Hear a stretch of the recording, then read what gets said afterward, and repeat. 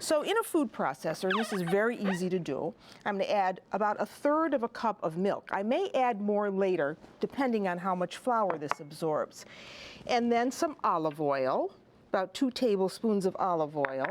A large egg goes in, and some salt, about 1/2 teaspoon of salt. So here goes the parsley, flat leaf Italian parsley. And we want some cheese. It says a little bit of cheese in the dough. This is just Pecorino Romano cheese, which is a sheep's milk cheese. So that goes in. It's got a little saltier taste than Parmigiano Reggiano, which is a cow's milk cheese, and that's why I curtailed the amount of salt that I was adding in here in the first place. So now we're going to whirl this up right in the food processor before I add the flour. So you just swirl it up. And this is going to take probably about 2 cups of flour.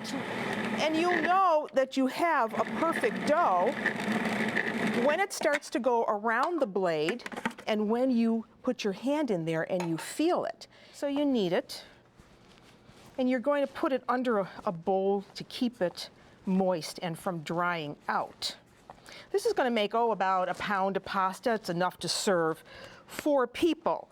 And you can see how nice and pliable that is.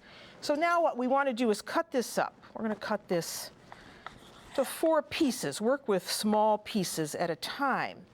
And keep the remaining pieces covered as you do that so that the dough doesn't dry out. You don't want to roll it too wide, only as wide as the width of your pasta machine.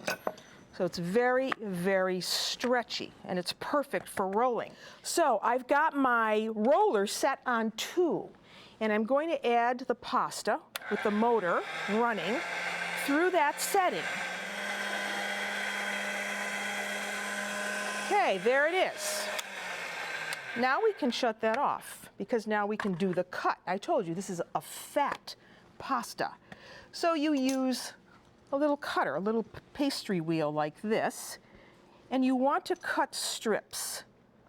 So you cut thin strips, just like that. It's a short, stubby pasta. If you want to do them immediately, while you're cutting up all of the dough, you take these strips and put them on a cloth-lined sheet, just like this. Keep them separate because you don't want them to stick together.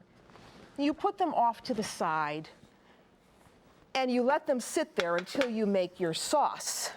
So now, let me clean up the decks here and talk to you about the sauce, because I did tell you that we're making a seafood sauce.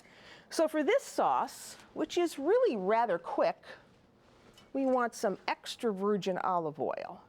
So a little extra virgin olive oil goes in the pan, and while that's in the pan, I'm going to get my pasta water ready.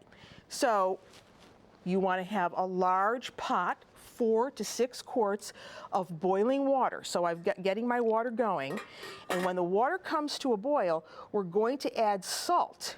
Now in my frying pan, we need to add some garlic,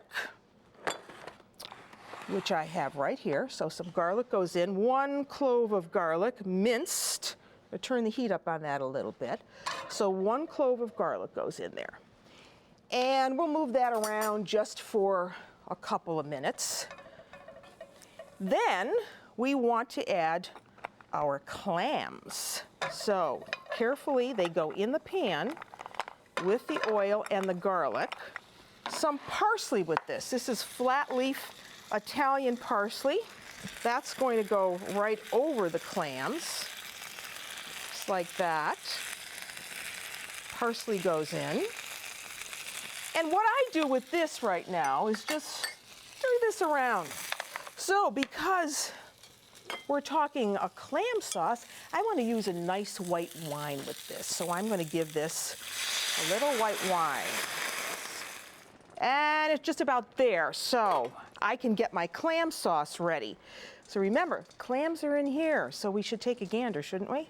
To see if they've opened. And yes, they have cooperated. So I can turn this off now. And we need to drain these now, and I want to put this through a colander, just in case there's any little sediment anywhere.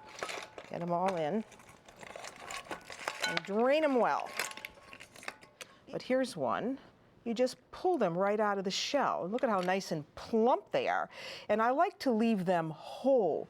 So you get them out, you put them in a bowl. You can do this ahead of time, and you set them aside. They're very easy to take out. And then I like to save, 5 or 6 nice ones. Now see, there's a cracked shell. That's a good example of one we should throw away. So I'm going to throw that one away. I don't see any that haven't opened, but I like to save, 3 or 4 nice looking ones for the top. Now, I strained out the clam juice. So now this is going right back in the pan. All that clam juice goes in there, just like that. And now I want to add the tomatoes. They go in. We're going to cook this down just slightly. Tomatoes go in. And of course, the clams. They go in.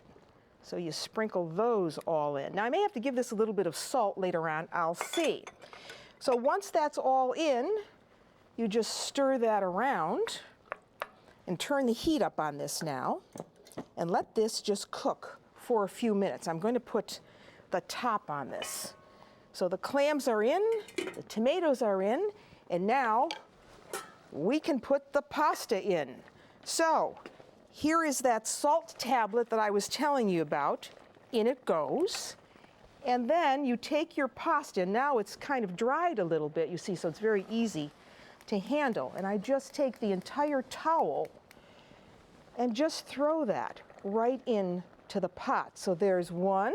Cover the pot, and in about 2 minutes, I'm going to be able to put that right in the sauce. All right, take a look in here because this only takes about 2 or 3 minutes, and this pasta is ready. And it's a nice chunky pasta, as I said, so it's chewy. So now we can take the lid off. Ooh, look at that. That's gorgeous. There's our sauce. Turn that off. And now we're going to drain off this pasta. The scialatielli.